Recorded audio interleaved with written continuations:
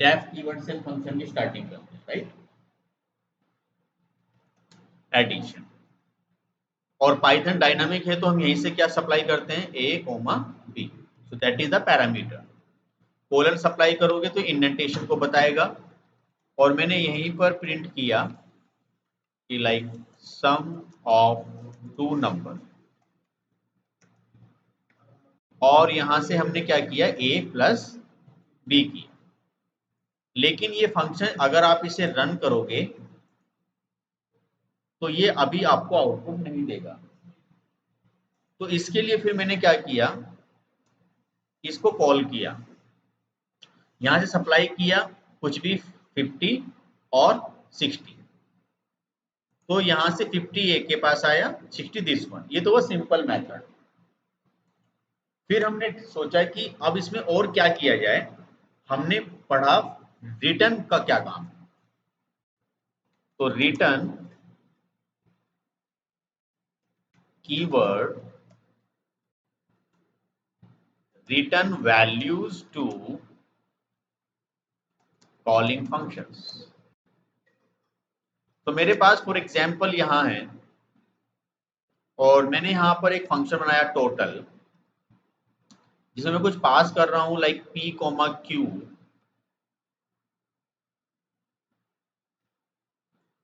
और मैंने यहां से लिखा रिटर्न p मल्टीप्लाई या p प्लस q।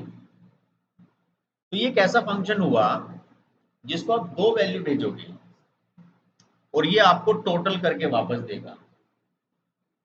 तो मैं यहां पर टोटल फंक्शन को कॉल करता हूं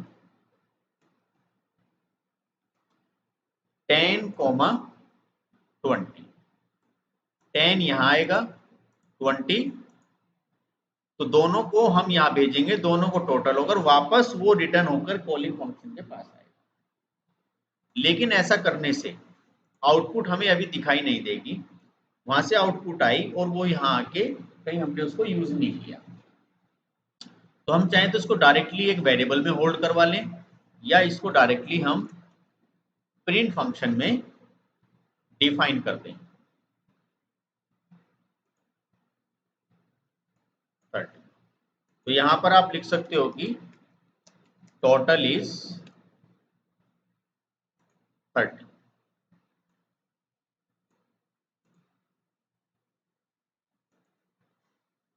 अब अगर यही आप अलग अलग कॉल करोगे पैरामीटर से तो आपको डिफरेंट डिफरेंट आउटपुट मिलने वाली है।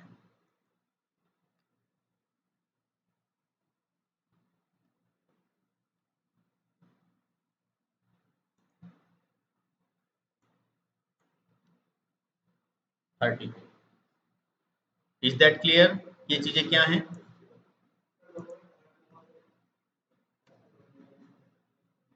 कोई एक ऐसा काम करना है, एक सिंपल इंटरेस्ट कैलकुलेट का प्रोग्राम बनवाना है, तो आप एक फंक्शन बना लो। तो ठीक है, आपने एक सिंपल इंटरेस्ट, इसको आपने कहा कि हम एक आपको प्रिंसिपल अमाउंट, एक रेट, और दूसरा ईयर,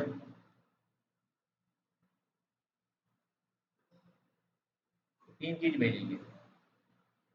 तो ठीक है, आप क्या करोगे, हमने कहा कि एक अमाउंट लेंगे, जो प्रिंसिपल अमाउंट होगा उसके साथ मल्टीप्लाई कितना करेंगे, रेट कितना है आर, और वाई क्या है, नंबर पर ईयर।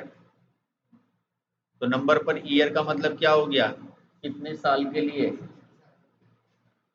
लेकिन अभी ये मल्टीप्लाई तो क्या करना पड़ेगा,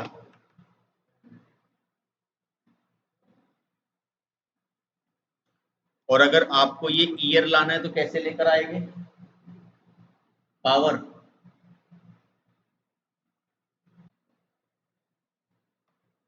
प्रिंसिपल रेट मल्टीप्लाई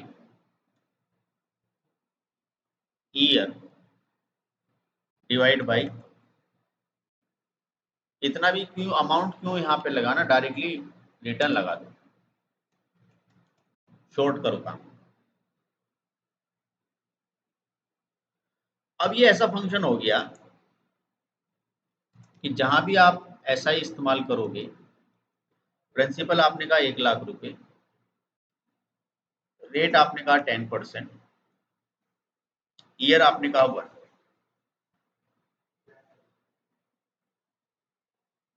क्या ये हम यहां से सप्लाई करते हैं, तो कितना बैठता है 1,00,000 पे 10%। अब आपने कहा कि सर ये मुझे प्रिंसिपल निकाल के उसमें से माइनस करना है एक्चुअल में से, तो मैंने कुछ नहीं करो, खाली यहाँ पे कर दो कि ये मुझे ऐड करना है। तो मैंने कहा ठीक है, आप यहाँ से लिखिए टोटल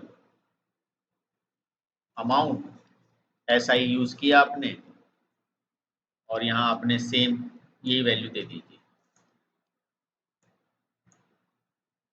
तो एक अमाउंट आएगा, उस अमाउंट में ऐड कर देना, कौन सा अमाउंट है 1,00,000। तो ये वहां जाएगा, वहां से प्रोसेस होगा, आउटपुट यहीं आएगी वापस, और इसमें आ जाएगा, और इसको हम क्या कर देंगे यहाँ से प्रिंट कर देंगे।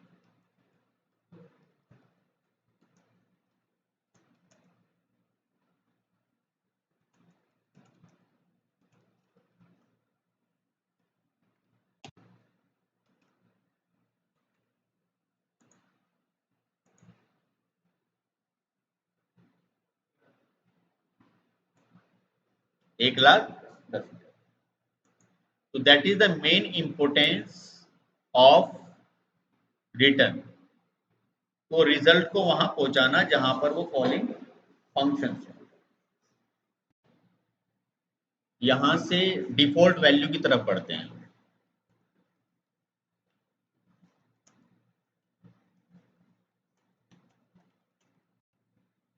सो मैंने यहां से यूज किया डेफ और डिवाइड, मैंने यूज किया a equal to,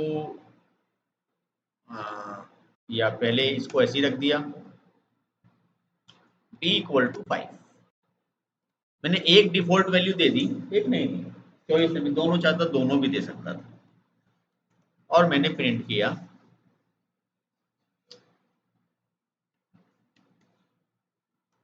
divide is, और a को मैं 5 से डिवाइड करवा रहा हूं, मतलब b से,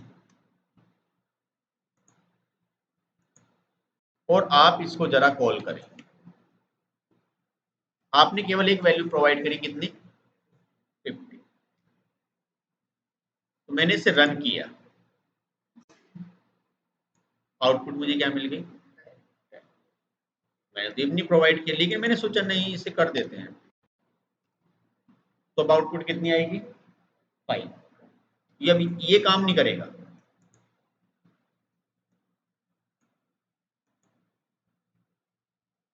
फिर आपने सोचा कि क्या डिफॉल्ट वैल्यू हम पहले दे सकते हैं, ये एक रूल है, बहुत इंपॉर्टेंट क्वेश्चन है, ये बहुत कम लोगों को पता होता है।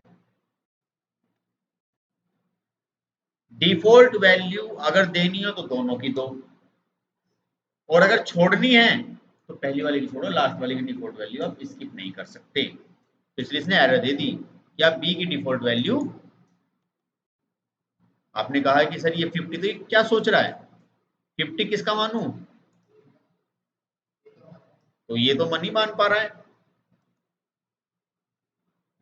तो यहाँ ये प्रॉब्लम क्रिएट कर देगा। तो अगर डिफॉल्ट वैल्यू रखनी है तो दोनों की रखो, अगर किसी एक की डिफॉल्ट वैल्यू रखनी है तो वो लास्ट वाले की तो कंपलसरी रखनी ही पड़ेगी। तो ये मान लेगा 60 किसका पार्ट है, ये बहुत ही बारीक क्वेश्चन था, बहुत कम बच्चों को पता होता है इसके बारे में कि डिफॉल्ट वैल्यू जो हम पास कर रहे हैं वो दोनों की पास कर दी, ठीक है, अगर स्किप करनी है तो पहले की स्किप कर लो, पहले जितने भी हैं लास्ट वाले की जरूर देनी पड़ेगी वैल्यू। तो डिफॉल्ट वैल्यू आपको लास्ट वाले की जरूर रखनी है अगर आप ऐसे कर रहे हो। बात क्लियर समझ में आ गई आप लोगों को? तो अब यहाँ देखेंगे हम next question, supply multiple argument. Okay, so how to supply the multiple argument into the functions? So that means like for example मेरे पास एक फंक्शन है, फंक्शन जो है सेम है सर ऐड, और यहां से हमने क्या किया, तो अभी तक प्रॉब्लम क्या है कि ठीक है सर आप इसे यहाँ पे कर दीजिए टोटल, और a प्लस बी, मेरा मन है यहाँ पे 5, 6, 7, 8 चार वैल्यू भेजने का, तो ये प्रॉब्लम क्रिएट कर देगा। आप दो था, आपने चार भेज दिए, तुमने कुछ इसको सॉर्ट आउट तो करो। हमने कहा हाँ एक मेथड है स्टार ARGS, खत्म। इसका नाम कुछ भी दे सकते हो आप, AG या AR, it depend on you. ये अपने आप मल्टीपल वैल्यूज को होल्ड करके रख लेगा। अब ये ऐसे नहीं चलेगा, तो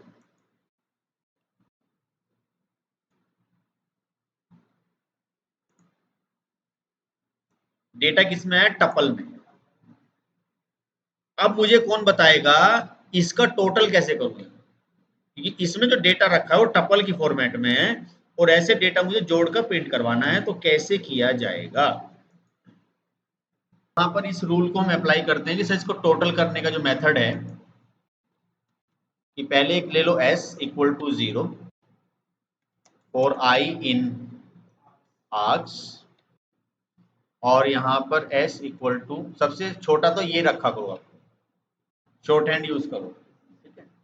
और इसकी भी जरूरत नहीं है, कॉम्प्रिहेंशन भी यूज कर सकते हो, और डायरेक्टली बस आप किसको प्रिंट करोगे, इंडेंटेशन का ध्यान रखना, पता चला यहाँ पे कर दो हर बार प्रिंट होता रहेगा।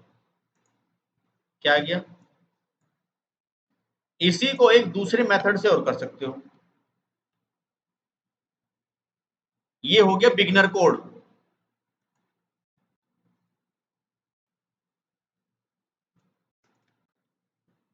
और ये हो गया एडवांस कोड। सर एक काम कर दो, कॉम्प्रिहेंशन ले लो कि, और S या फिर A for A in arcs, A या फिर S मैंने पहले से लिया हुआ है,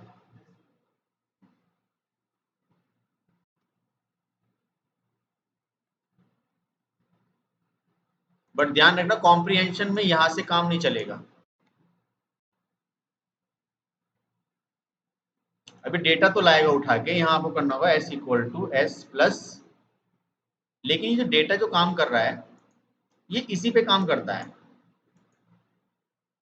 तो कॉम्प्रिहेंशन में यहाँ पर आपको इसमें यहां से एग्रीगेट फंक्शन का इस्तेमाल कर दो, सम इसको, ये इसका थोड़ा छोटा कोड हुआ।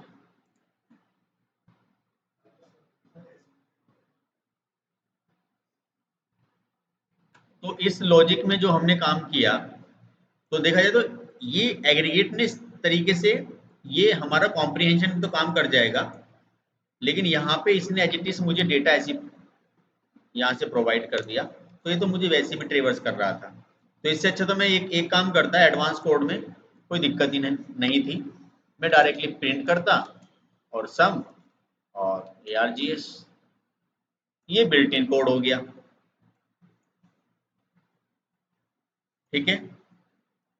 तो ये बात रही हमारी आर्ग्स की, मल्टीपल आर्ग्यूमेंट हम कैसे सप्लाई करते हैं। अब फिर बात रही कि हाउ टू पास quarks की value. So how to pass quark? That means की value.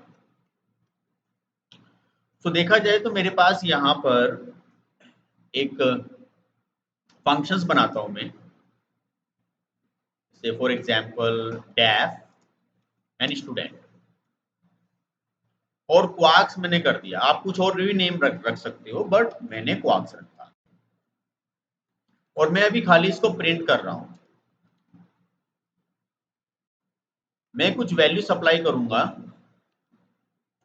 Name equal to James.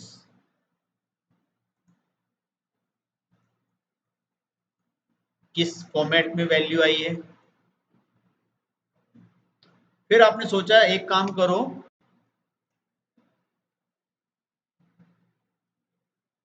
Address Delhi.